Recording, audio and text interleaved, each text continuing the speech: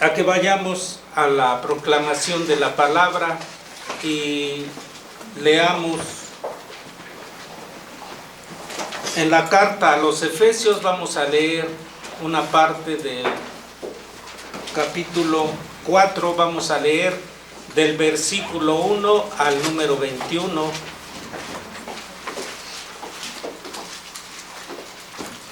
Efesios 4, del 1 al 21. Los invito a que leamos primero los varones y enseguida las hermanas. ¿Sí se entendió? Sí. Bien. Entonces comenzamos los varones y en el 21 nos unimos todos al unísono. Dice: Yo pues, preso en el Señor, os ruego que andéis como es digno de la vocación con que fuisteis llamados, con toda humildad y mansedumbre, soportándonos con paciencia los unos a los otros en amor, solícitos en guardar la unidad del Espíritu en el vínculo de la paz. un cuerpo y un espíritu, como fuisteis también llamados en una misma esperanza de vuestra vocación. Un Señor, una fe, un bautismo, Un Dios y Padre de todos, el cual es sobre todos y por todos y en todos. pero a cada uno de nosotros fue dada la gracia conforme a la medida del don de Cristo. Por lo cual dice: subiendo a lo alto, llevó cautiva la cautividad y dio dones a los hombres. Y eso de que subió, ¿qué es? Sino que también había descendido primero a las partes más bajas de la tierra. El que descendió es el mismo que también subió por encima de todos los cielos para llenarlo todo. Y él mismo constituyó a unos apóstoles, a otros profetas, a otros evangelistas, a otros pastores y maestros, A fin de perfeccionar a los santos para la obra del ministerio, para la edificación del cuerpo de Cristo. hasta que todos lleguemos a la unidad de la fe y del conocimiento del Hijo de Dios, a un varón perfecto, a la medida de la estatura de la plenitud de Cristo. Para que ya no seamos niños fluctuantes, llevados por doquiera de todo viento de doctrina, por estratagema de hombres que para engañar emplean con astucia las artimañas del error. Sino que siguiendo la verdad en amor, crezcamos en todo en aquel que es la cabeza, esto es Cristo. De quien todo el cuerpo, bien concertado y unido entre sí por todas las coyunturas que se ayudan mutuamente, según la actividad propia de cada miembro,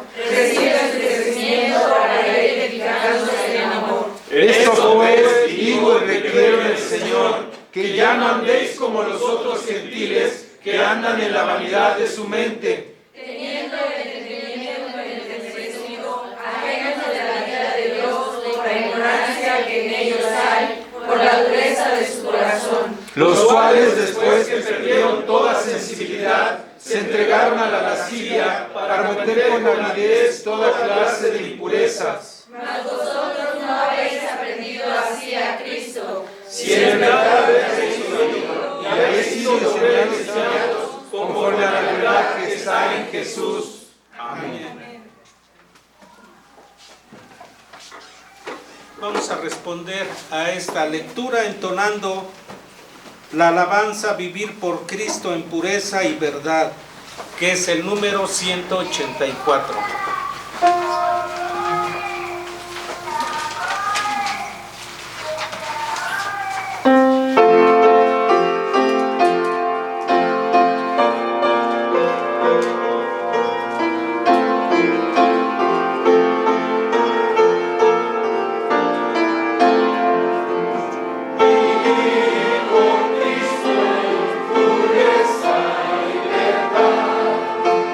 Siempre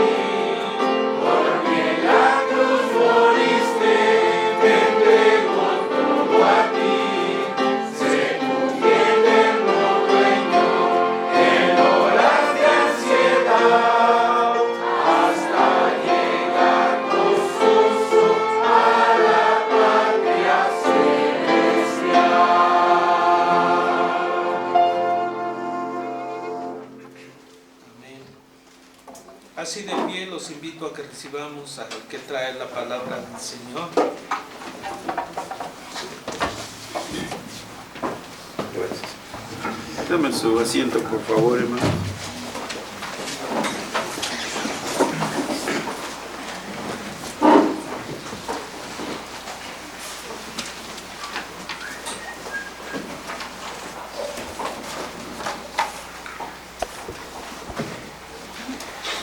Abramos el Nuevo Testamento en el capítulo 28. ¿En qué libro? Mateo 28.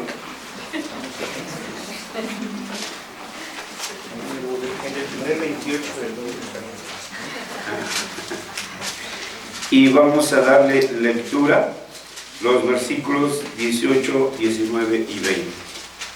Mateo 28, del 18 al 20.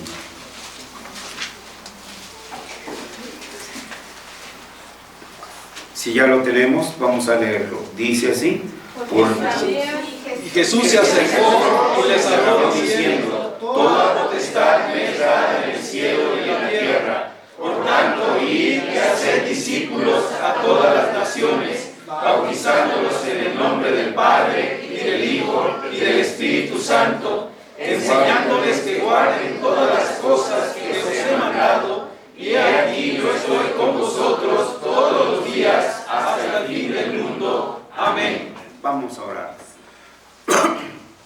Nuestro buen Dios y nuestro buen Padre, te damos gracias porque esta mañana, por tu misericordia y tu bondad, nos encontramos congregados en este lugar que tú has consagrado para que desde aquí tu poderoso evangelio sea proclamado y tu pueblo exhortado, edificado y consolado por las dulces palabras de tu evangelio. Gracias te damos por los que pudimos llegar, te pedimos por aquellos que quedaron en casa por enfermedad o aquellos por las razones de los eventos de los paganos en este día, Señor. También te pedimos que tú seas con ellos. Te rogamos que tu Espíritu Santo nos dirija por tu palabra, de tal manera que podamos llegar a un buen conocimiento y entendimiento de tu voluntad por la republicación de la misma. En el nombre de Jesús oramos. Amén. Amén. Como ustedes verán en sus escrituras, y si tienen la revisión 60, que el título que tiene este pasaje es La Gran Comisión. Y hay una cosa que no debemos de perder de vista, que esta Gran Comisión tiene una trilogía, un trinomio que no podemos nosotros disgregar, no lo podemos separar.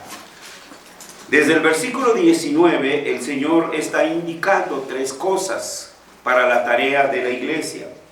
Primero dice, id y haced discípulos. Pero no se queda allí. También da otra orden, que da continuidad a esa primera, bautizándolos en el nombre del Padre, del Hijo y del Espíritu Santo. Y no se queda todavía ahí, porque nos lleva a la otra, enseñándoles. Entonces recordarán cuando el Señor les reprocha a los fariseos y a los escribas, a los líderes de Israel, por el proselitismo que ellos hacen. Dicen, cruzan valles, cruzan montañas, para hacer un solo prosélito, para después hacerlo doblemente objeto de maldición. Precisamente porque no vemos la integridad del Evangelio. Y todavía, porque en la Escritura Sagrada, la forma en que está es una forma imperativa. ¿Sí? Ahí la primera palabra dice, ma te teu sate. Ya, no está a nuestra elección. Es un imperativo y es una orden. Lo mismo la siguiente palabra, baptizontes. Bautícenlos. No pueden quedarse a medias. Tienen que completarlo. Y todavía más, enseñándoles. Entonces, es una acción continua que en ningún momento puede ni debe de parar. Ya este es el punto, el que va el tema que hoy trataremos. La iglesia, una comunidad de discípulos de Cristo. Hay 3 palabras que debemos de recordar algunos, tener presentes otros y conocerlas todavía algunos más que tal vez nunca han estado en contacto con el significado de estas palabras. La iglesia. ¿Qué es la iglesia? La palabra griega es eklesia, que se traduce como asamblea, concurrencia, congregación y comunidad. Entonces vean todas las extensiones del significado. Y a la que quiero desarrollar ahora es precisamente ese otro sentido que esta palabra eclesia tiene, el de comunidad. Entonces una iglesia debe de ser también, la palabra iglesia debe ser traducida también como una comunidad. Por eso la afirmación, la iglesia es una comunidad. No es un conglomerado, ¿sí?, de grupúsculos ahí, separados aquí y aquí y por allá, sino que son un solo cuerpo, proyectan un solo cuerpo, y eso es entonces el sentido de comunidad. En hebreo su palabra correspondiente, kahal, tiene el mismo sentido que eclesia, congregación de los llamados. Eclesia está compuesto de 2 palabras, ek, que es una preposición y a la vez es un adverbio. En este pasaje de la Escritura está usándose como adverbio, que significa de o de dentro de. ¿Sí? Entonces, y luego la otra palabra, kaleo, que es llamar. ¿Sí? Llamar de dentro de donde estabas, para estar en ¿dónde? En la comunión de los santos. Esta palabra, kahal, en el Antiguo Testamento, que es la correspondiente a eclesia, también se traduce como congregación de los llamados, como reunión, como asamblea y también como comunidad. Entonces vean, tanto eclesia como kahal, que ambas se traducen, una del hebreo y otra del griego como iglesia, indican, además de todas las acepciones que ya conocemos, indican comunidad. Entonces esto, ante todo, tenemos que absorberlo, entenderlo, asimilarlo, que somos una comunidad de fe, que somos una comunidad de discípulos de Cristo. Entonces tenemos 2 términos, iglesia en griego, iglesia en hebreo. La siguiente palabra es comunidad. Esta ya está más para acá, viene del latín comunitas. Tan sencilla, nada más sepárenla. Común, unidad. Es decir, que hay algo común entre ustedes y en mí, hay algo común entre cada uno de nosotros que hace entonces que guardemos una unidad. Así de sencillo, ni más ni más. Pero igual, si usted va a un diccionario de latín, la va a traducir, se lo va a traducir como común, comunidad, es decir, la unidad de aquellos que tienen algo en común que los hace estar unidos. ¿Y qué es lo que tenemos en común? Una fe. Yo creo en Cristo. Yo no creo que usted crea en quién sabe quién. No. Ya iba a decir un nombre, pero no se puede nombrar. ¿Okay? Un bautismo. Todos fuimos bautizados en el nombre del mismo. Un Señor.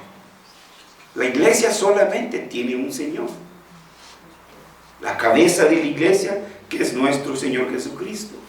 Y una visión. Esa visión es que sabemos y entendemos que es una la tarea que tenemos.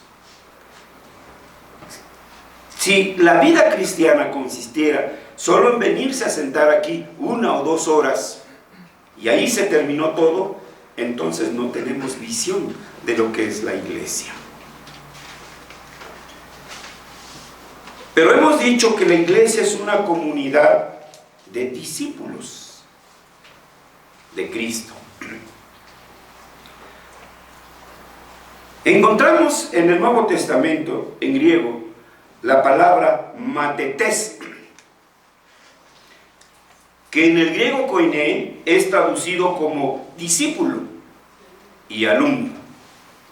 En el griego moderno se escribe igual, pero se pronuncia distinto. Se escribe matetes, pero se pronuncia matitis. Pero la traducción es alumno. O sea, si ustedes van a Grecia y van a una escuela, le van a decir matitis, alumno. A ver, dime la tabla del 8, por ejemplo. Hay otra palabra relacionada a matetes, que es mateticos. Vean que tiene la misma raíz, mate, y la desinencia es la que cambia, ticos. Esto se debe a las declinaciones que existen en el idioma griego. Esta palabra, mateticos, se traduce como, escuchen, estar bien dispuesto para aprender. De manera entonces también que no está en nuestra elección si quiero estudiar, aplicándolo a nuestro tiempo moderno. Si quiero voy a la escuela dominical, sépase que usted está en rebeldía, porque no está cumpliendo de esta trilogía con este último punto, la enseñanza. Está descuidando ese renglón en su vida. Estar bien dispuesto para aprender. Y la misma, su contrapartida, la misma palabra en hebrea que es talmid. Talmidim, el plural, alumnos, pero talmidim también lleva la idea de discípulo, también lleva la idea de alumno. Y la palabra discípulo lleva entonces también la idea de estar bien dispuesto para aprender. Entonces, la iglesia es una comunidad que está deseosa de aprender. ¿Se acuerdan del pasaje de Marta y María? Y que una de ellas estaba a los pies de Jesús. Aparentemente lo otro no tiene importancia, en apariencia, pero simplemente nos revela aquí cómo debe haber en nosotros, los discípulos de Cristo, una disposición por aprender más. Dice nuestro himno, ya lo voy a borrar del himnario. Dice, más quiero saber, más quiero aprender, más, pero pues nada más es una canción, hermanos, ¿sí? Entonces, pero sí debe de haber esa buena disposición para nosotros. Entonces, la iglesia es una comunidad universal de discípulos de Cristo. Cuando Jesús dio su comisión a los apóstoles, después de haber resucitado de entre los muertos, les encargó establecer una comunidad universal de discípulos. Id, dice el versículo 19, id y haced discípulos a todas las naciones. En edad, la Iglesia Presbiteriana de México y la Iglesia Presbiteriana de Brasil tenemos casi los mismos años. Es más, nosotros estamos un poquito más viejitos, ¿sí?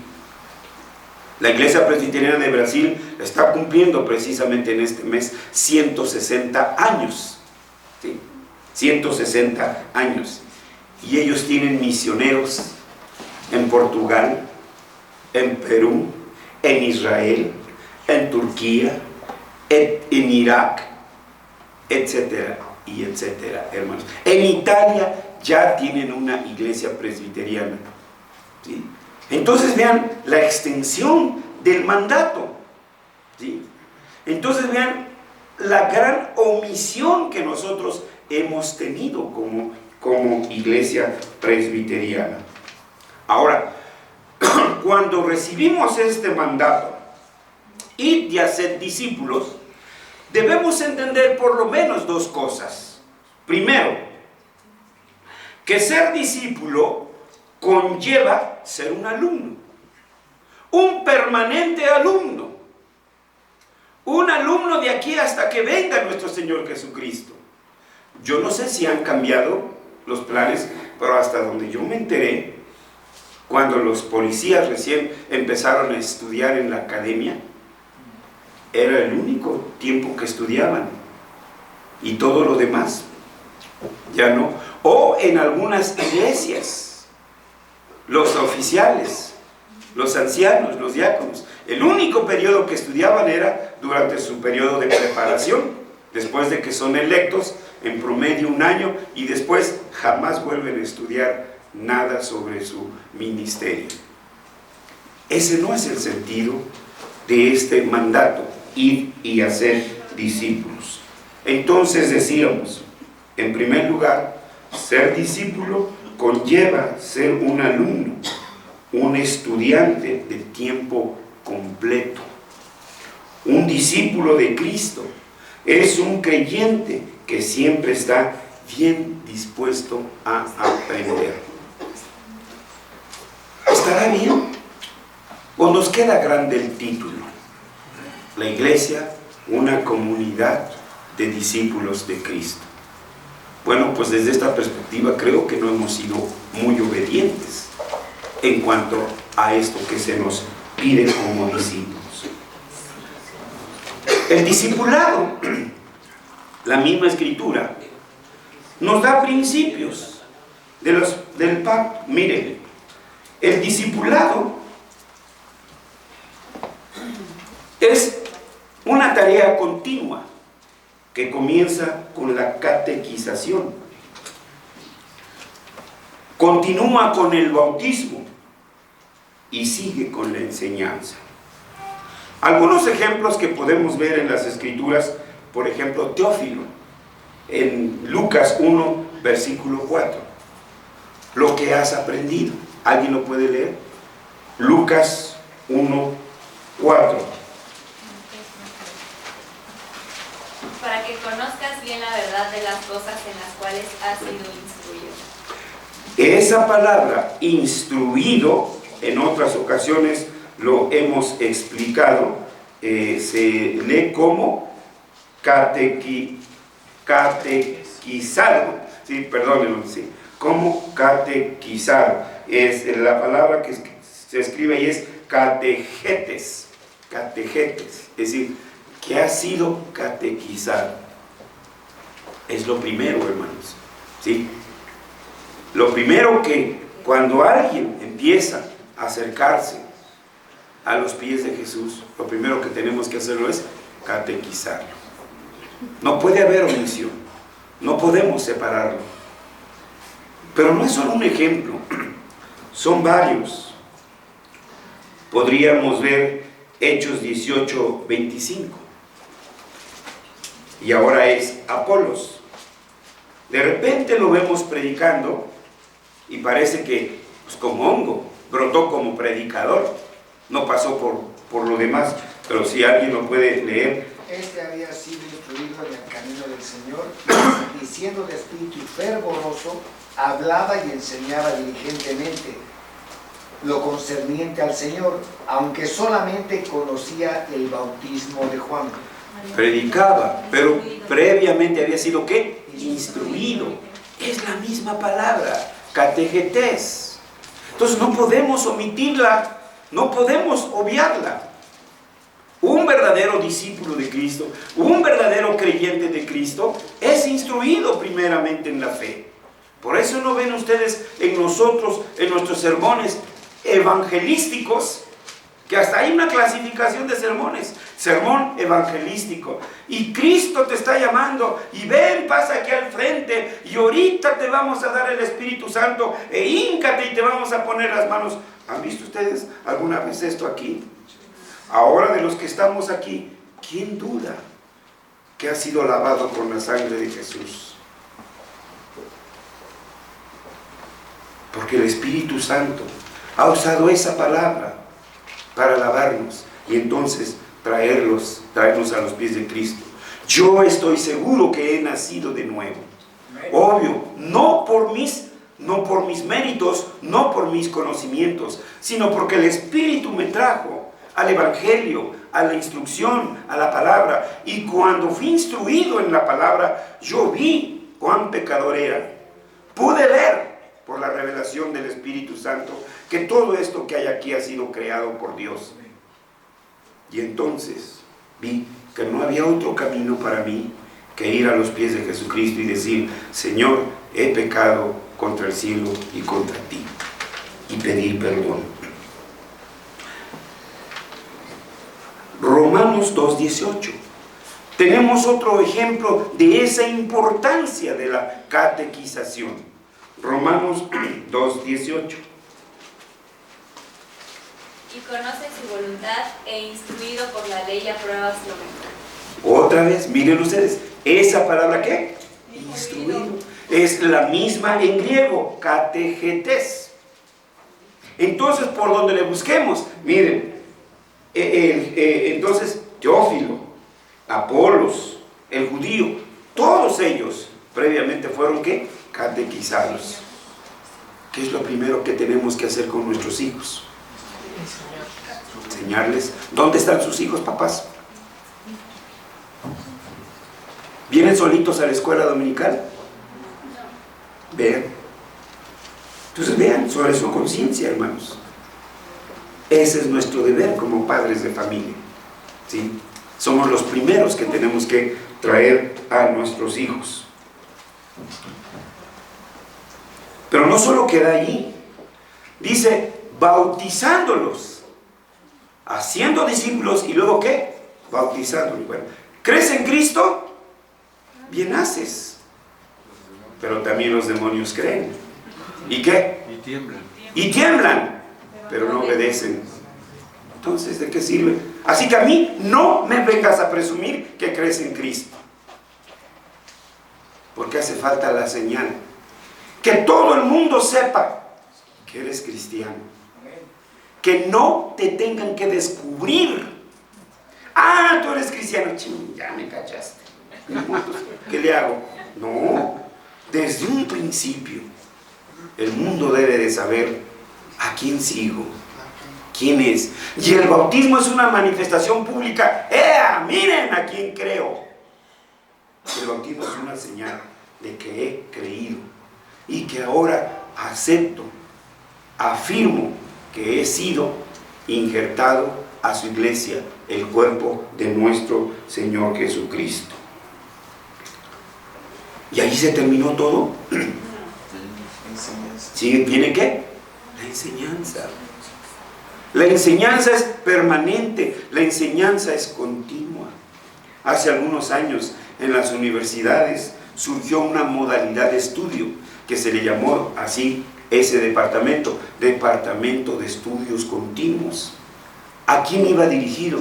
A los profesionistas, a los que se titularon, de abogados, de administradores, etcétera. Pero que tienen que seguir estudiando. Y ustedes lo saben, los que han terminado una carrera, ustedes saben que si se empolvan, que si se enmuecen, hasta ahí terminaron, ¿sí? Ustedes tienen que estar, ¿qué? Puestos al día. Bueno, es la misma, la enseñanza debe de ser continua, debe de ser permanente, porque esa es la demanda en Mateo 28, como leímos. Dice, enseñándoles, ¿qué? Que guarden todas las cosas que os he enseñado. La segunda dimensión que debemos de tomar en cuenta respecto del significado de ser discípulo es ser discípulo en sí mismo implica ser miembro de una comunidad. Usted no puede decir que cree en Cristo y estar viendo ahorita el partido. Ya perdió el América, ¿verdad? Amén. ¿Sí? Usted no puede decir yo creo en Cristo y no estar aquí, sencillamente. Bueno, sí sabemos, ¿verdad? Algunos por enfermedad, algunas situación de contingencia, pero hay unos que sencillamente, hoy no tengo ganas, hoy me siento indispuesto. No, espérate, ¿sí? No es por ahí, ¿sí? el asunto. Entonces, pertenecemos a una comunidad. Yo no puedo decir, bueno, yo sí creo en Cristo, pero yo no creo en esa bola de hipócritas que se sientan ahí. Bueno, sí quiero decirle y quiero reconocerle que todos los que estamos aquí, el que no cojea de una pata, cojea de otra.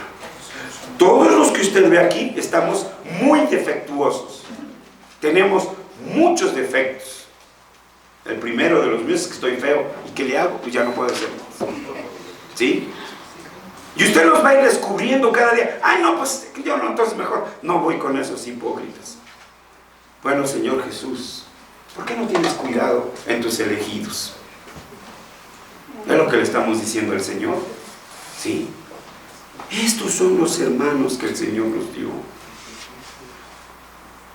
El defecto que Él tiene, tal vez yo no lo tengo, pero el defecto que yo tengo, Él no lo tiene. ¿Pero qué hace el Señor con eso?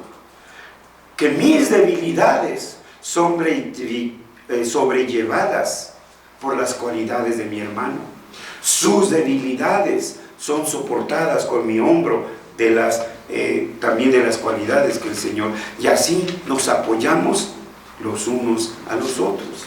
Esa es la comunidad.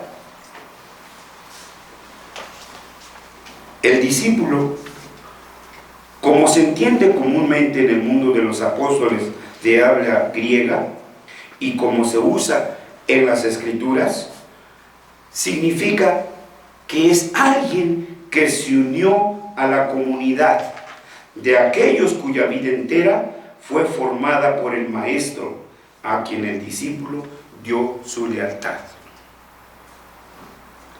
El discipulado es un apego personal que moldea toda la vida de una comunidad de discípulos. En una cosa nos parecemos, que todos tenemos fe en Cristo. En otra cosa nos parecemos, y eso lo va a ver siempre en todos, que ninguno duda de que Jesús es el Hijo de Dios, que ninguno duda que esta es la palabra de Dios, y así sucesivamente. Para los discípulos de Cristo, este apego en el discipulado debe ser sellado por el bautismo, el signo de la nueva relación con Dios el Padre en la comunidad del cuerpo de Cristo por el Espíritu Santo. Primera de Corintios 12:3 nos lleva a esa idea. Si alguien lo puede encontrar y lo lee. Primera de Corintios 13, perdón. Porque por un solo espíritu fuimos todos bautizados en un cuerpo, sean judíos o griegos, sean esclavos o libres, y a todos se nos dio a beber de un mismo espíritu. Porque por un solo espíritu todos fuimos bautizados en un cuerpo. Pertenecemos a un solo cuerpo. Sean judíos o griegos, sean esclavos o libres, y a todos se nos dio a beber de un mismo espíritu. Por eso decimos que en la iglesia de nuestro Señor Jesucristo no hay jerarquías. Hay diversidad de oficios, pero no jerarquías. Ninguno es más que otro. Ninguno es menos que nadie. Todos somos unos en Cristo. Entonces, el núcleo de esta comunidad, cuando comienza por el mandato del Señor, se había formado por la comunidad de los discípulos. Ahora Jesús está por partir y les encarga que deben expandir este núcleo de discípulos para formar una comunidad mundial de discípulos. En esta tarea pueden estar seguros, o podemos estar seguros, de la presencia continua de nuestro Señor Jesucristo. Y he aquí, yo estoy con vosotros todos los días hasta el fin del mundo, armados con una autoridad completa, porque toda autoridad le ha sido dada al Señor Jesús, y esa autoridad nos la ha dado a nosotros para desempeñar su tarea. Debemos recordar, hermanos, que en sus escritos de estos apóstoles, de Pedro, de Juan, cuando uno los lee, ellos describen a la iglesia como una comunidad, no como individuos separados. Hagan de cuenta una lombriz. Ustedes no son lombriz, aclaro. Una lombriz, cortada en cachitos. Y cada lombriz allí, ¿no han cortado una lombriz? ¿No? ¿Cómo está así moviéndose? No somos una lombriz cortada en cachitos y que cada quien mueve el rabito como quiere. Somos un solo cuerpo, somos un solo organismo. Cuando hablamos de una comunidad, tendremos entonces que enfatizar que esta es una comunidad genuina, una comunidad que abarca todo el quehacer de la vida, que es la ciudad del Dios vivo, una nación santa, la casa de Dios, el cuerpo de Cristo y por supuesto la iglesia. Entonces, por ejemplo, Pedro, que nos dice que somos ¿qué? Nación santa, que somos pueblo escogido. Eso habla de comunidad. Pablo a los Corintios, que habla ¿qué? De la iglesia como el cuerpo de Cristo. Incluso da ejemplos. Porque soy ojo, no le puede decir a la oreja no te necesito. Porque soy oreja, no le puede decir a la mano no te necesito. Entonces es un solo cuerpo que marcha como una sola unidad. Debe quedar claro para nosotros que el hombre no crea esta comunidad. Es Dios quien la crea. Es Dios que nos injerta. Cuando hablamos, o cuando habla, por ejemplo, la confesión de fe belga, y cuando se dice que no son los atributos de la iglesia, no son los atributos, son las particularidades de la iglesia, habla de su unidad. Pero esa unidad está dada por el Espíritu, esa unidad está dada por el Evangelio. Así que esa comunidad, Dios nos ha traído aquí para que seas parte de esta comunidad. Tú eres parte de esa comunidad. Y tú no puedes escogerla. Tú no puedes decir, yo no quiero pertenecer a esta comunidad. Cuando tú desechas a esto, estás entonces en rebeldía y en franca contumacia, ¿sí? Porque es el Señor quien nos ha traído a esta comunidad. Los hombres no deciden si se unen o no a ella. Mire, usted está aquí por el amor de Dios, porque Él ha concatenado los eventos. Parece que usted fue, pues yo quise ir. Parece que lo invitó su papá. Parece que lo trajo su mamá, aunque arrastras, ¿verdad?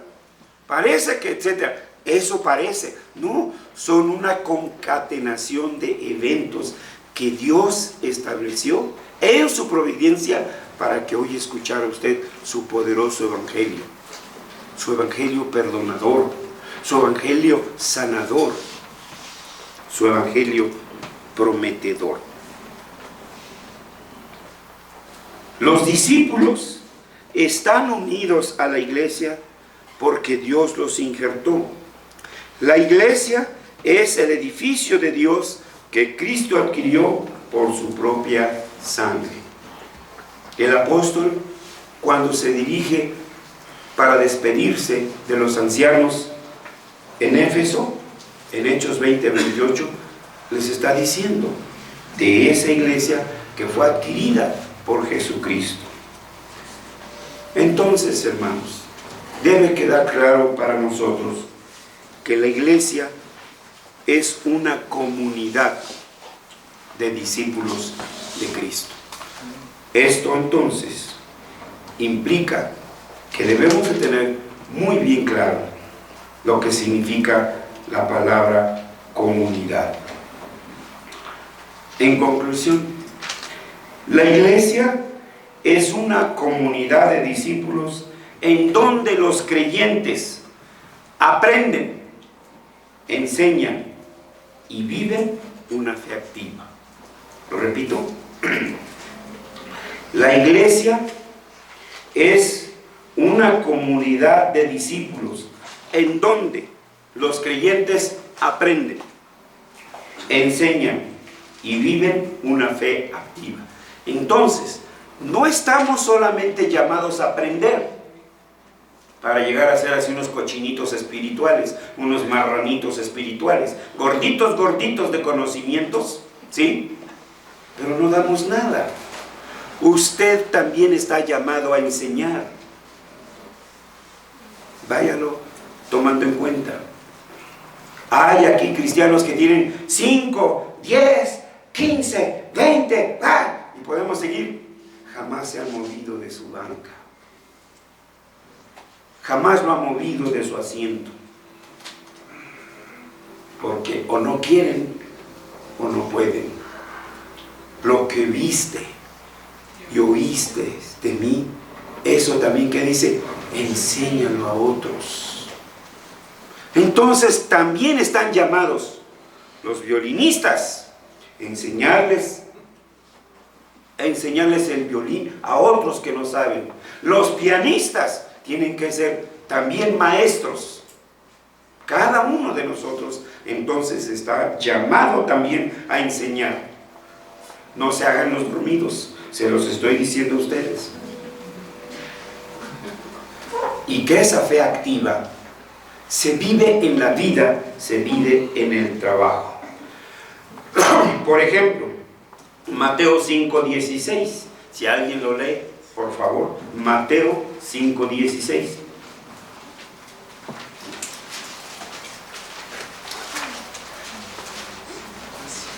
Así alumbre vuestra luz delante de los hombres, para que vean vuestras buenas obras y glorifiquen a vuestro Padre que está en los cielos. Este es nuestro compromiso cuando somos discípulos.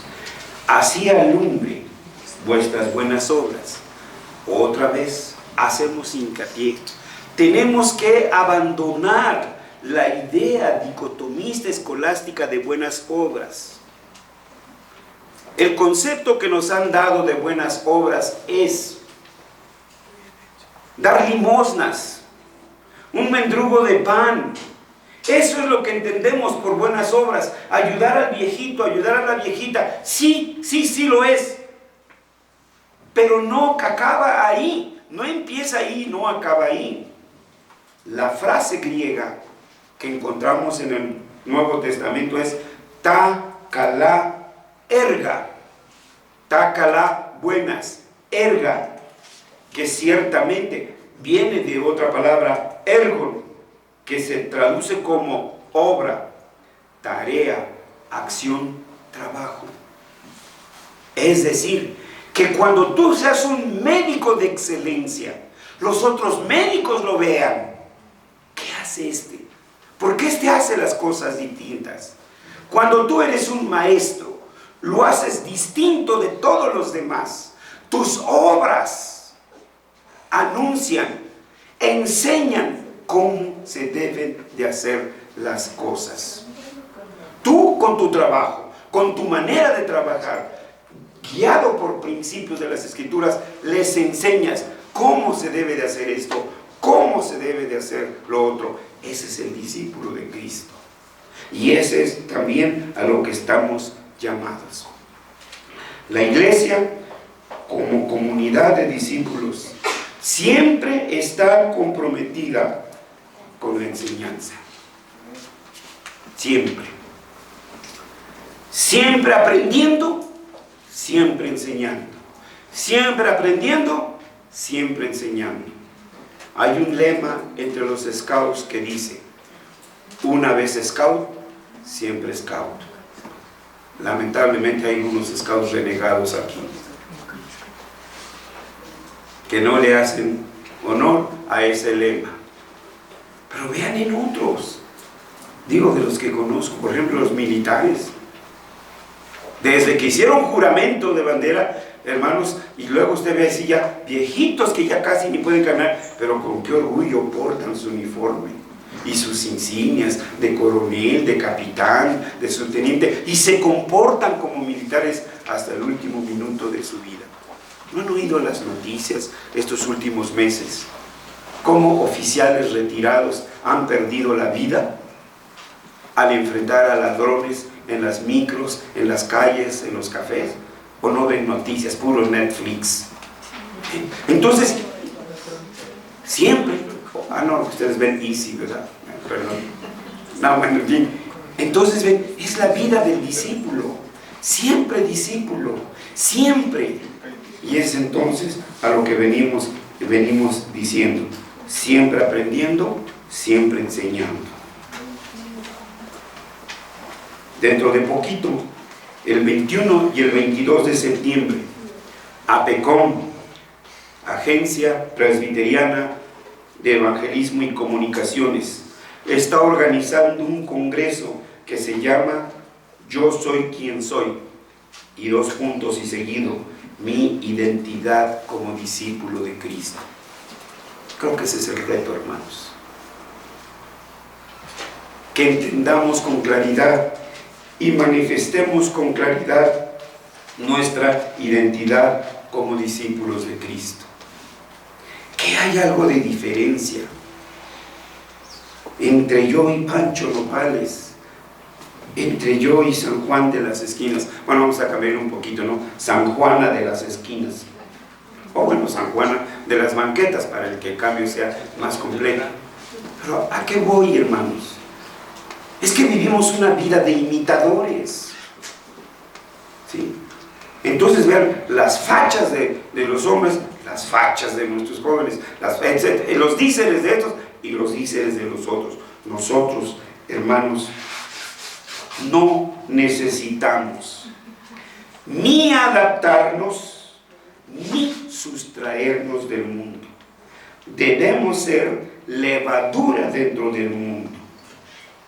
Quiero citarles un ejemplo muy antiguo. Yo sé que muchos de ustedes no creen en las cosas antiguas, dicen que hay que ser más modernos, porque Guillermo Groen Van Brintel vivió por ahí de 1800, ¿sí? Entonces para esta edad, pues, si viviera, estaría más viejito que don Pedro Infante, ¿verdad? Más arrugadito que él. Bueno, hay un libro del Fondo de la Cultura, no sé si todavía lo editen ellos, que se llama La historia de los historiadores. Y Groen van Prinsterer fue un reformado holandés que se dedicó a la historiografía, o sea, como ciencia. Y este comentarista dice ahí que Groen van Prinsterer no tenía necesidad, yo estoy parafraseando, no estoy citando textualmente, no tenía necesidad de decir que era cristiano, pero por sus escritos se podía entender a quién cree. Entonces ahora ve usted, ve, paletería, Génesis, tortillería, Verit. Pero cuando usted llega a la tortillería Verit, le preguntan, ¿kilos completos o kilos de 16 pesos? No, de 800, creo que es el de 12, no de 14. ¿De qué sirve que se llame Verit? ¿De qué sirve que se llame Génesis? Entonces, hermanos, vean que nosotros tenemos que ser ejemplo con todo, con nuestra vida, con nuestro trabajo. Y no necesitamos traer una pulsera, un tatuaje. Nuestra vida, hermanos, nuestra vida es testimonio. Nuestra vida es el panfleto, nuestra vida es el folleto evangelístico, nuestra vida también predica. Así que, hermanos, como discípulos de Cristo, tenemos 3 cosas que cumplir. Un compromiso. Ya empiece a comprometerse. Ya deje el biberón espiritual de su mamá y de su papá. Sea usted mismo. Que si ella no viene, venga usted. Que si él no quiere, quiera usted. Córtese el ombligo espiritual. Digo, si se le puede llamar así. 2, trabajo. No se esconda cuando decimos necesitamos. ¿Qué necesitamos en Michel Pretorius? Ah, bueno, alumnos. Ahí está. Alumnos. Y así podríamos seguir citando, hermanos. La iglesia tiene muchas necesidades. Hay mucho campo virgen que no ha sido explorado ahí. No solo es el pastorado. Bienvenidos los que quieren estudiar para ser pastores. Pero necesitamos también evangelistas médicos que prediquen el evangelio con su trabajo, que prediquen el evangelio los maestros, que prediquen el evangelio, etc. Decimos 1, compromiso. 2, trabajo. 3, disciplina, hermanos. Disciplina. Y no sean como los que quieren estudiar inglés. Nomás van a la primera clase y creen que ya con eso ya pueden decir, bueno, sí, aprendan a decir wash and wear, pero pues hasta ahí. Pero si no siguen yendo a clases, pero si no estudian en su casa, pero si no lo practican, pero si no leen, pues ¿de qué sirve? Se puede usted a inscribir en este curso y en otro curso y llegar a 100 cursos, pero jamás. ¿Por qué? Porque hace falta disciplina. Compromiso, trabajo, entrega y disciplina. Y la disciplina exige sacrificios, sí. Y yo creo que eso es a lo que no estamos dispuestos. Pese a todo lo que se ha dicho, hermanos, seguimos siendo discípulos de Cristo. Ahora, la pregunta es, ¿discípulos obedientes o desobedientes? Conteste usted esa pregunta y contéstesela al Señor. Vamos a orar. Nuestro Dios y nuestro Señor, gracias te damos por aquel glorioso momento en que nos sacaste de las tinieblas y nos trajiste a tu luz admirable y nos injertaste en el cuerpo glorioso de tu Hijo Jesucristo. Ahora somos de tu iglesia, pertenecemos a una comunidad y hoy se nos ha recordado nuestros compromisos, el significado de ser discípulos de tu Hijo amado. Señor, te rogamos que tu Espíritu Santo redarguya nuestros corazones, obre en nuestras vidas de tal manera que sea visible, Señor, por tu misericordia y por la guianza de tu Espíritu y de tu palabra, que somos verdaderos discípulos. En el nombre de Jesús te rogamos que nos ayudes a ser verdaderos discípulos de tu Hijo. En su nombre. Amén.